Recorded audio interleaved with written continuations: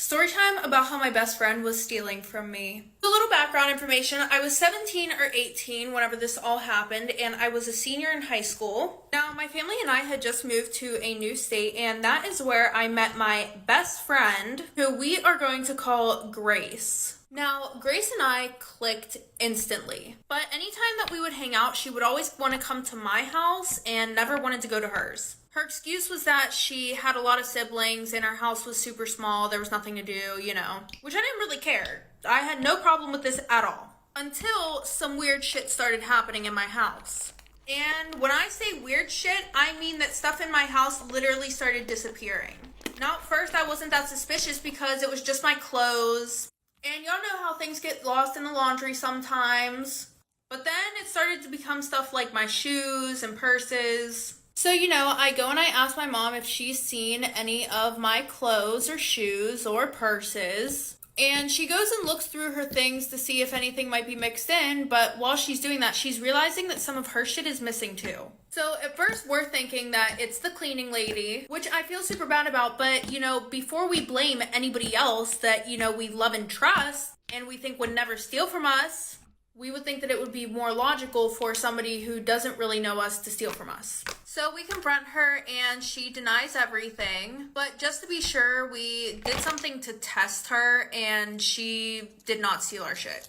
But after this, we're getting a little bit worried that other stuff in the house might be missing. So we go and look and our jewelry is missing as well. So now we only had 2 suspects. First we had my cousin because she would stay over sometimes, and then we had Grace, which I thought was very unlikely because she was always with me. But nonetheless, I started to be more cautious around her. I would try to be more aware of where and what she was doing while she was in my house. And for a few days, nothing happened. So obviously, after a few times of her coming over, I was 99.9% sure that she wasn't stealing from us. But then, of course, the one night, she must have not realized that I was still awake because she got up to, I'm assuming, go to the bathroom. So I keep pretending to be asleep, and when she walked out of my room, I saw her walk towards the living room. And I decided not to go out there. Instead, I was gonna wait until she came back with shit because that would be super awkward if I just went out there and she really could have just been getting some water or something. Well, what do you know? She comes back with some of our shit and she stuffs it in her book bag. So I decided not to confront her. I actually wait till the next day to just tell my mom about it. And that's when she told me that I just wasn't allowed to speak to Grace again or see her. But I wanted my shit back, so I go to her house to surprise her. Her sister ends up answering the door and she lets me in. She brings me into the living room and I'm sitting on the couch, and whenever Grace comes into the living room, you all should have saw her. It looked like she's seen a fucking ghost. And then she goes, "Why are you here?" Girl, you're not even gonna pretend to be happy to see me after you just stole all my shit? After you just robbed me? How rude of you. No, but I actually told her that I was there to finish a project with her, so she was like, okay, we can do it in the living room. And then I tell her that I need to go to the bathroom, and I go back. I find her room. As soon as I walk in, I see my shit. So I pull my phone out and I record everything. And she walks in her room. I don't even care. I'm literally still recording everything. She's crying and saying, "Oh my goodness, my mom made me steal this stuff because we're low-key down bad right now and we need money, da-da-da-da-da, and she knew y'all were rich." Babe, do me a favor. Save the sob story for someone who cares. And okay, just for shits and giggles, let's say that you are struggling. If you're struggling that bad, you would have been sold my shit because why is everything still in your room? So, I threatened to call the cops on her unless she gives all my shit back, and she didn't want that, so obviously she gave it all back. Well, I did find out a few days later that she was, in fact, trying to sell my stuff. But I don't care. You should have just came to me instead of fucking somebody over who actually cared about you. Story time about how this guy was cheating on his girlfriend with me. So a little background information, I was 15 and in 10th grade. And one day one of my friends, Josh, decided to expose this kid named Caden because this guy Caden posted on his Snapchat story, "Anybody who's 14 and younger, unadd me. I find it so weird that you little girls are swiping up on my stories calling me cute." So my best friend Josh decides to expose this man and he's like, weren't you just hanging out with a 12-year-old the other day? Make it make sense. So, you know, I only add Caden because I was gonna tell him that he's gross and disgusting for hanging out with 12-year-olds. But after he sent me a picture of his face saying hi, yeah, I immediately fell in love with this man. I know this looks bad. Trust me. I know. Anyways, when I started talking to this kid, I really thought that he was on some fuckboy type shit. He was actually super sweet and really kind. Bruh. Like, he never asked me for nudes or anything. He also told me that he was single, so him and I start flirting. And y'all, I really thought that this man was about to be my husband. Now, of course, I low-key doubted him a little bit, so I ended up taking screenshots of every one of our messages. Well, him and I had never actually met in person, but we did have plans to meet up that weekend. So a few days before him and I are supposed to meet up, all of a sudden he literally went ghost. I didn't hear from him all day, and then when I go to Snapchat him, bro has me blocked on almost everything. He had me blocked on Instagram as well, but he had 2 accounts on Instagram and he forgot to block me on the one. And Instagram really snitched on this man because when I clicked on his Instagram, it had the suggested accounts. Some girl with a profile picture of him and her popped up. And she had their date in her bio. They have been dating for a whole fucking year.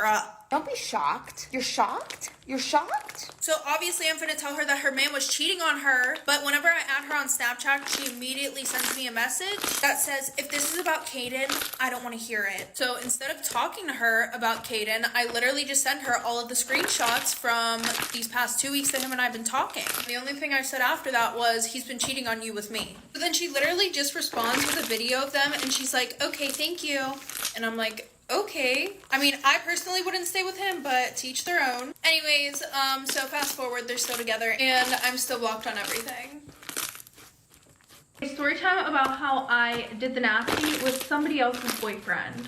Yep. Anyway, so a little background information. I was 15 years old and in 9th grade. But back in 6th grade, I met this boy who we're gonna call Darren. And you know, back then, him and I had a little crush on each other, but we were too scared to tell each other. So nothing ever came of it. Even though I don't know what would have came of that because we were literally in 6th grade. Maybe a 2-day relationship, who knows? Anyways, so him and I kept in touch. Obviously, we weren't like besties, but you know, we would catch up here and there, and we would talk to other people as well. Well, fast forward to 7th grade. That was a pretty rough year for me. What happened, you might be asking?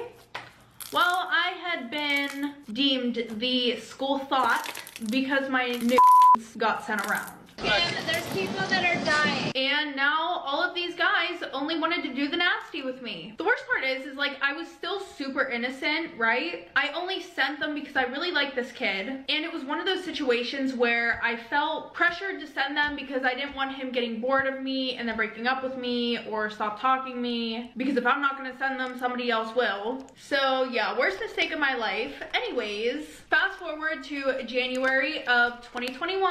Darren puts on his Snapchat, girl best friend with a question mark. You're a hoe. Okay? Like, just say you want some pussy and get it over with. Anyway, so my lonely, desperate ass swipes up and now him and I start talking. Now, he did have a girlfriend at the time, but they ended up breaking up, which I'm thinking to myself, thank God, because bitch. I realized that I caught feelings for him real quick.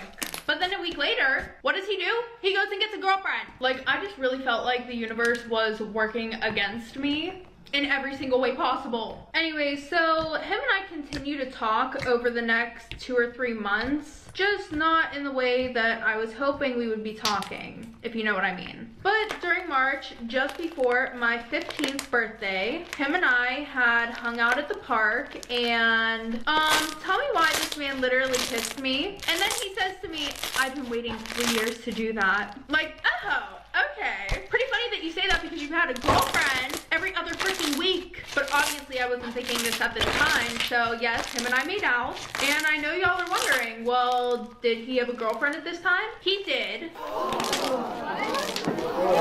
And yes, I knew it was wrong, but did I care? No. The answer is no. Not really. Now see, this situation right here is what I would call a they problem, right? Because meaning him and his girl collectively have some things that they need to work on within their relationship. That does not involve me. As far as I'm concerned, I'm perfect.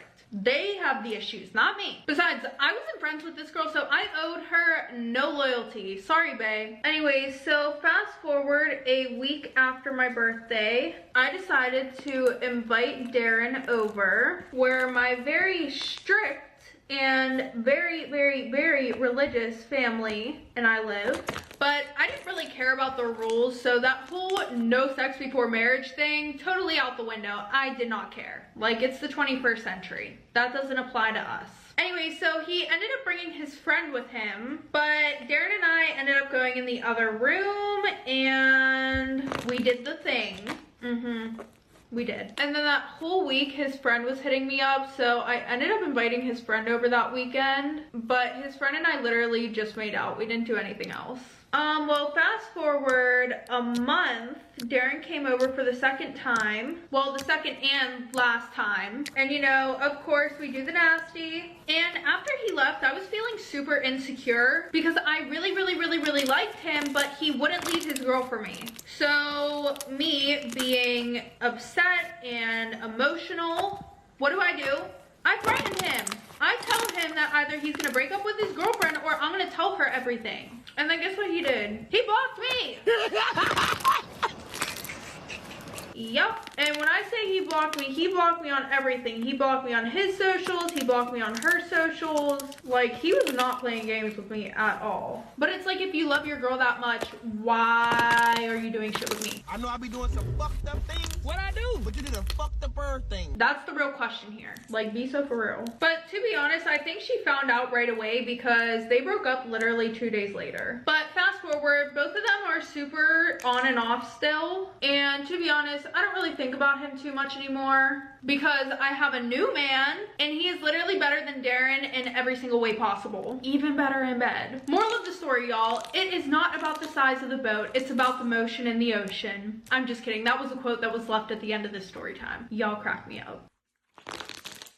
Story time about why you just can't bring some friends around your boyfriend. So a little background information, I was 17 and a junior in high school, and I had been best friends with this one girl who we're gonna call Lily for about 2 years. Now Lily and I weren't your ordinary best friends. We were the ones that would party together, but we would never talk about anything serious. And when I mean serious things, I mean like a secret that you don't want anybody to know. Just for a little example, the one time I told her that I thought I was pregnant, and clearly she knew that I was super scared, and I told her I don't want anybody to know, please don't say anything. Yeah, in about 30 minutes, I had like 20 people asking me if I was pregnant, and then somehow my parents found out. She's also the best friend that you keep away from any guy that you like. Well, I have been dating this guy who we're gonna call Jared for 6 months, and obviously now that I have a boyfriend, I've stopped hanging out with her as much. But my whole thing is she would never give me a heads up on plans. She would literally just text me and be like, hey, we're going out tonight. And I would text her back and I would be like, sorry, I can't. I already have plans with Jared. So this made her really upset, like for part 2. Part 2 about why you just can't bring some of your friends around your boyfriend. So like I said, she was getting very upset with the fact that she would ask me to make plans last minute and I would tell her that I'm busy with my boyfriend. And this went on throughout Jared and I's whole relationship. And it wasn't like I would ignore her. I would still hang out with her. I just wouldn't go and party and stuff like that because I respected my relationship. She would also always ask me to not bring my boyfriend to these parties, and that's another reason why I wouldn't go.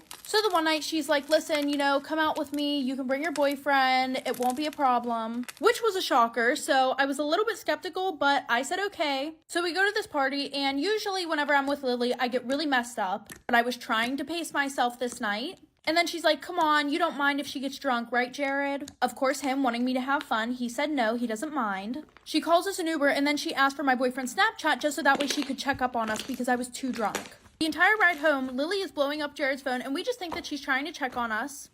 No. Instead, when we got home, he opened his phone, and it was actually Lily sending him a bunch of naked pictures. Story time about how my ex-boyfriend stole all my shit and then gave it to his new girlfriend. So a little background information, I was 23, and I had been dating this guy who we're gonna call Derek for 2 years. Now, at first I thought that our relationship was perfect. Of course, you guys know how it goes. But then the one day he came home from work, and he told me that he had been cheating on me throughout our whole relationship. He literally had a full-on relationship the past 2 years that him and I were supposed to be together with another girl. But yeah, he came home from work, and he told me, listen, I don't want to be with you. I really love her. You know, it's just not working out. So obviously I go and I find her social media, and I tell her, and she just blocks me. She literally just blocks me. And then he told me that she knew that he was also dating me at the same time. So whatever, fast forward, he moves out, he moves in with her, and he is slowly moving his stuff out of my apartment. Like, it literally took him 4 months to get all of his stuff out of my apartment. Anyway, so the one day he calls me while I'm at work and he's like, hey, can I come get the keys? I need to get some of my stuff. So obviously this had been going on the past 4 months, so I was like, yeah, just come pick the keys up. So he does, like for part 2. Part 2 about how my ex stole all of my stuff and gave it to his new girlfriend. So like I said, he comes, he grabs the keys, and he goes to my house. He's getting all of his stuff. When my neighbor, who is one of my friends, she's like freaking out, calling me over 10 times. Obviously, I'm at work, so I can't answer the phone. And then I get a text from her saying that he's there with his new girlfriend. Well, I guess she isn't really a new girlfriend if he's been dating her the whole relationship that we had, but you guys know what I mean. So I'm freaking out, and I call him, and then I hear her in the background talking to my dog. Now, obviously, I don't even want this girl in my apartment in general, so I'm like freaking out that she's trying to talk to my dog. So I'm yelling at him. I'm like, I want her out of the apartment. I'll call the police if you guys don't leave. Also, tell her to get away from my dog. So, he says okay, hangs up the phone, and I call my neighbor, and I tell her, call the police if she goes in my apartment again. And less than 2 minutes later, my friend calls the police because his girlfriend started breaking stuff in my apartment, and she took my dog. Literally, like, they drove away with my dog and then let it go in the middle of the woods. But I guess it's okay because I got my dog back. Story time about why I hate my brother's girlfriend. So a little background information. I was 14 years old and had just started my freshman year of high school. And my brother and his girlfriend were both seniors. And we're going to call his girlfriend Riley. Now, Riley and my brother started dating in the middle of the summer. And you would think since they just started dating and basically just met each other that I wouldn't know her that well. But literally 2 days after they started dating, she started spending every single day at my house. I'm being serious. Like, she had a whole duffel bag that had basically her closet in it. But that wasn't the problem. So in the summertime, my parents would plan a lot of family activities. And since they were called family activities, his girlfriend wasn't allowed to go. I mean, I think she would have been allowed to go, but she was also really disrespectful to my mom. So after one of our family days, my parents asked my brother if Riley would be joining us for dinner, and he just ignored them and went up to his room. And my room's right next to his, so I could hear everything. And Riley called him, like, for part 2.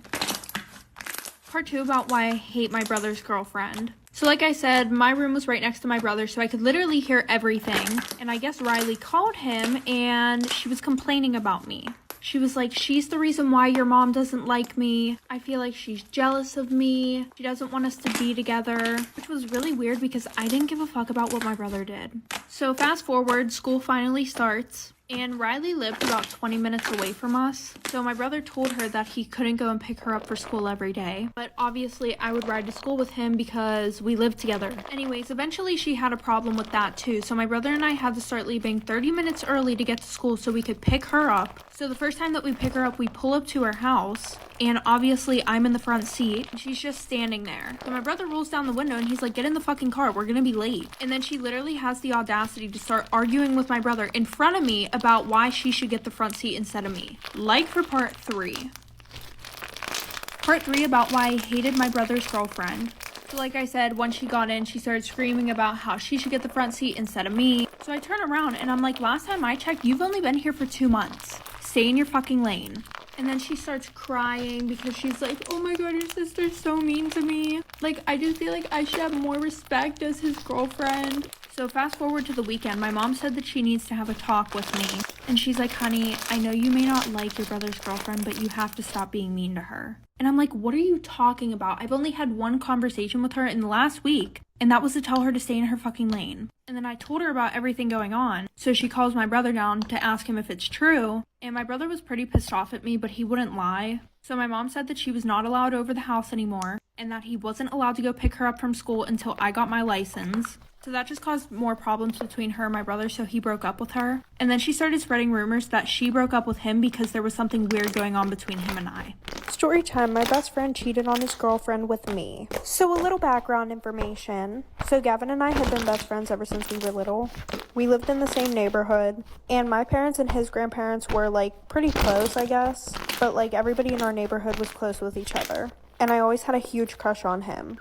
and I would try to like subtly tell him that I liked him, but he would always be like, "Ooh, don't joke with me like that, like that's not true." And eventually I just kind of got the hint that that was his way of telling me, "I don't like you, stop before I tell you," in a mean way. So when we were in middle school, he was always having these like 2-day relationships with all these girls and everything, and me not so much, because sis didn't have a glow up until she reached like her sophomore year in high school. And the thing was, I wasn't that best friend who would be like, "Ooh, don't date her, like she's ugly," or anything like that. Like I would totally respect all of his relationships, even if they were 2 days long, but he would literally still block me. Well, the one day we were hanging out at his house, like for part 2 about how my best friend cheated on his girlfriend with me. So like I said, the one night I was at his house and he was on my phone and he was asking me who all these guys were on my Snapchat. And I told him that I had been talking to them, and he was just being super toxic. He was talking shit on every single one of them. So eventually I started dating this guy Trey, and after that he texted me saying that I was gross and everything else, when the next day he literally got a girlfriend. But weirdly enough, he didn't block me that time. He actually started texting me more, saying how him and his girlfriend were so happy together, da-da-da-da-da. And unlike him, I would be supportive. Well, the one night at 2 a.m. he came over my house and he was like, "I don't have feelings for my girlfriend."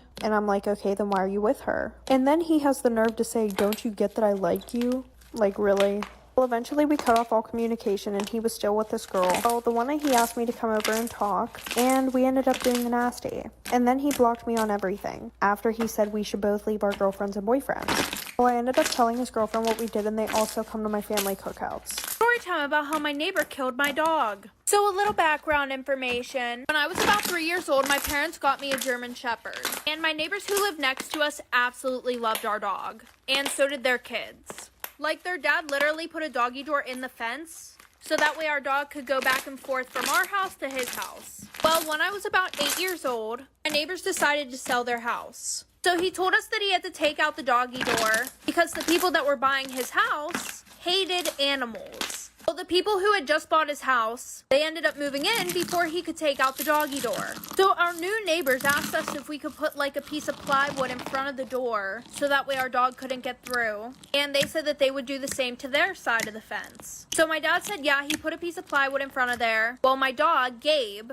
the one night that my brother let him out, he ended up getting the plywood off of the doggy door. Well, my brother literally had to crawl through the doggy door to get the dog before one of them saw him in the yard. Like for part 2 about how my neighbors killed my dog. So like I said, my brother let the dog out, and my dog got the piece of plywood off of the door. And my brother had to crawl through the doggy door to get my dog out of our neighbor's yard, so that way our neighbors wouldn't wake up and know that he got through. But whenever my brother went to go get Gabe, he realized that my neighbors didn't even have a piece of plywood on their side of the fence or anything.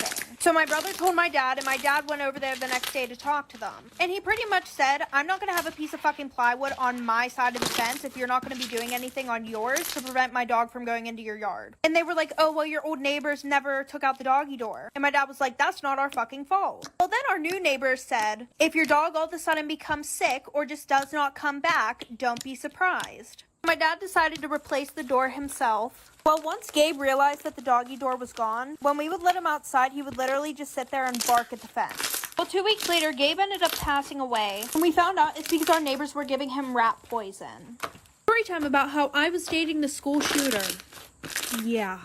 So a little background information. I was a sophomore whenever this all happened, and it was around October. Well, the one day I was sitting at lunch with my group of friends. We're all sitting there having a good time when one of my friends dares me to go over and sit with this one kid. And he was sitting alone. He was kind of shy. And of course I did, because they had offered me $10, guys. Can't beat that. So I go over there, we start talking, and I realize that he's actually really nice.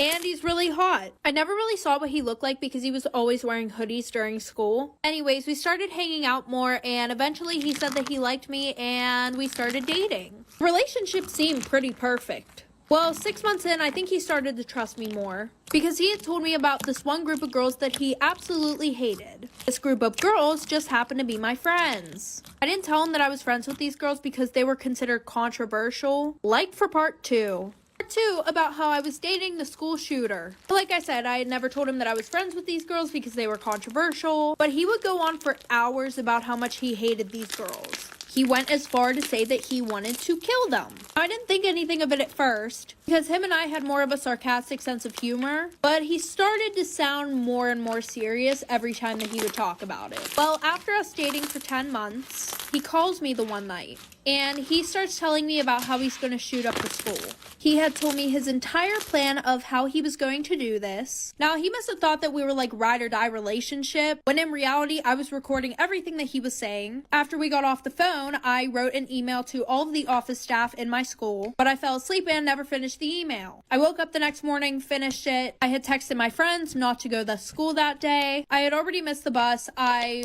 rode my bike to school that day. I ran to the principal's office, nobody was there, and that's whenever I heard shots in the hallway. Story time about why I beat up my best friend. So a little background information. Her and I had been best friends since we were in 7th grade.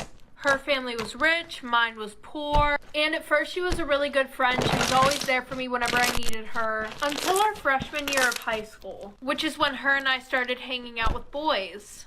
Now, my mom was kind of strict. She wouldn't really let me hang out with boys, but her mom was more lenient about her hanging out with boys. Every weekend she would throw a party at her house, and she would throw them in her attic because 1, it was huge, and 2, her parents didn't give a fuck what she did up there. Anyways, she would always offer to do my hair and makeup before the party started, which always made me really excited because I never really put any work into my physical appearance. Well, little did I know, the only reason why she would offer to do my hair and makeup at these parties was so that way she could make me look like shit in front of all the boys. So after that, I taught myself how to do my own makeup and do my own hair, like for part 2. Am I wrong for asking my girlfriend for monetary equality in a relationship? I'm gonna say yes right off the bat because I don't believe in that. I said it! My girlfriend, 24 female, and I, 25 male, were having discussions about how our life are going to be in the event we decided to get married. We have been together for more than a year. I said that I prefer that both of us contribute to the marriage monetarily. It does not have to be 50-50, but I said what is important is that both of us should be expected to contribute to the marriage. I give an example, which is my parents, myself, and that they have their own monetary responsibilities that they split among themselves for the family, as both of them have their own job. However, my girlfriend argued that this is the responsibility of the husband, to provide solely for the family, even if the wife also has her own job. She said that the wife's money is for herself and it is up to her whether to contribute or not, and that the wife should not be expected to contribute. She explains about how every husband should have the provider's mentality. She explains her family does that and her father is the sole provider. However, her mother is a housewife with no job. She also mentioned that it should be common sense for the husband to be the sole provider, with no expectation from the wife to be contributing monetarily. If the wife wanted to contribute monetarily, it is up to her. There should be no expectation from the wife. When hearing about my views, she totally disagreed with my views that both husband and wife should contribute to the family. Now she is really mad at me and said that it's not her fault for her to have a view like that. Almost felt like she was looking down on me at the moment. Right now I'm feeling very confused. Is she mad because I have a very contrasting view with her, or the fact that I will not become what she hoped for me to be? Okay, so you just learned, regardless of my opinion on both of your views, you just learned that you two are not compatible. So move on. You will find someone who is okay with what you ask of. She will find someone who will provide what she asks for. It ain't each other. So move on. So I will give a little bit of my opinion on 50-50 because it's such a valid topic in today's world. People like to say, oh, but the cost of living, it's different from when our parents and da da da da. I will say this though, not saying all men, there are good men out there. I will always say there are great men out there. But a lot of men now want their wife to contribute financially. But people have to understand, when you have that expectation of your wife, you lose other factors and qualities that you would want in your wife.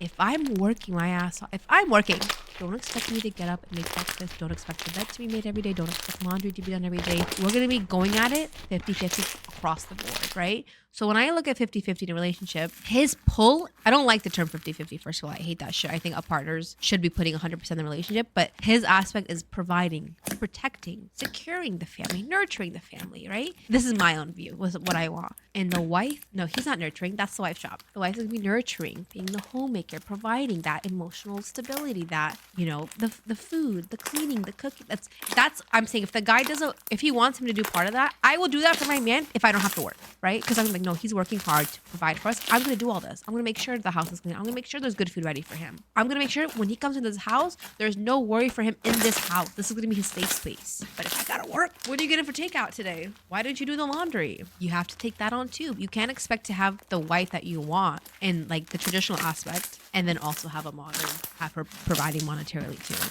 Don't even get me started. I'm not saying it's wrong, guys. I'm not saying you shouldn't. I don't want to. But yeah, But I'm saying like, don't have the expectation that, okay, if you want, okay, I gotta get my thoughts. I'm a working woman, obviously. Okay. I don't ever want to be with someone who expected me to contribute. Would I contribute? Of course. I'm not an asshole, right? I work, I want us to have nice things in life. But if he says, no, babe, you have to contribute to the bills, then we're not compatible. He can be like, no, I know like you're going to make money, but if we're going to go off of my income, I will provide for us the best I can, but I will never expect anything from you. We may not have the best house, we may not have the best car, but I will provide for us. You will never have to worry about that. And then don't even get me started when you have kids. That's a whole different ballgame.